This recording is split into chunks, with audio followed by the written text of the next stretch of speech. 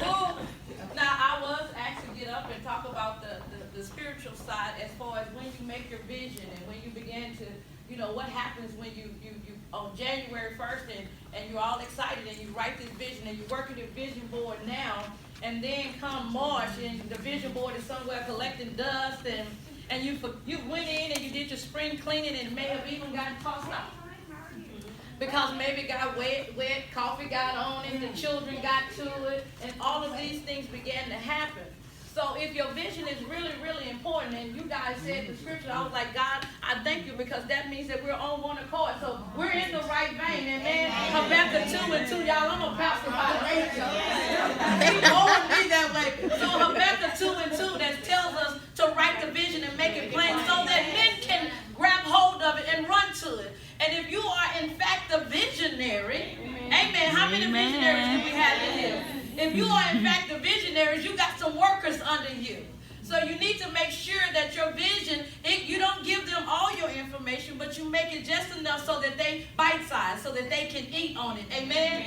And so you write the vision and make it plain. But then Jeremiah 29:11 popped up in my head that says that God says, I know the plans that I have for you. And they're good, and they're not that you be destroyed. And I have an expected end for you.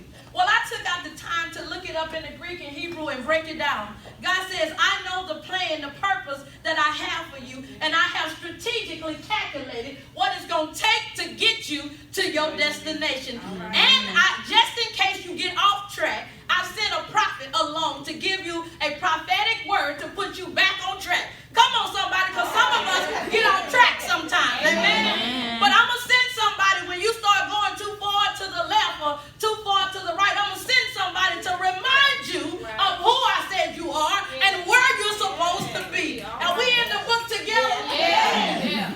Then he says, and then you will know that it's from the one and true God because it will be that same prophetic word each time the prophet speaks. Wow, because I have an expected end for you. It is that you would prosper. Amen. And that you would be in good health. Amen. So then God goes on and reminds us because as women, we get beat up and we get abused and misused. Somebody know what I'm talking about, right?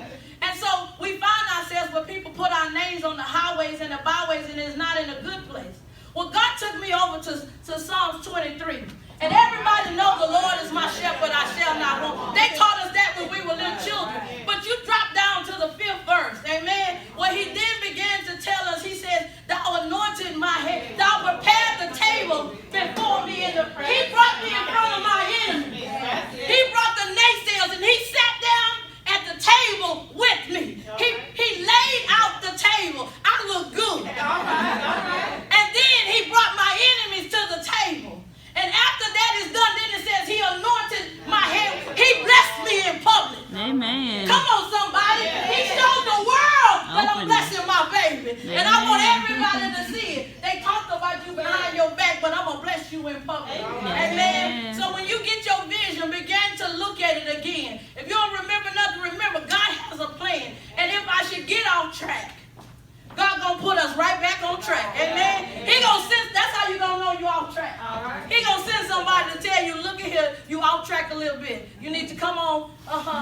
Wait, your finances not quite right. Come on. You don't really need that purse. Come on. You don't really need, you don't need 5 of the same purses. Come on, somebody. And if you stay faithful, then you don't even have to purchase it. God will cause people to bless you with it. Amen. Come on, somebody. And so when you look at it, God begins to remind us that I have great plans. I expect you to do great things.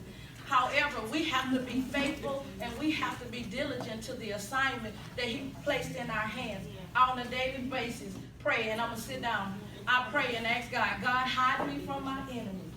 Even if the enemy you hide me from is me. Thank you for your time.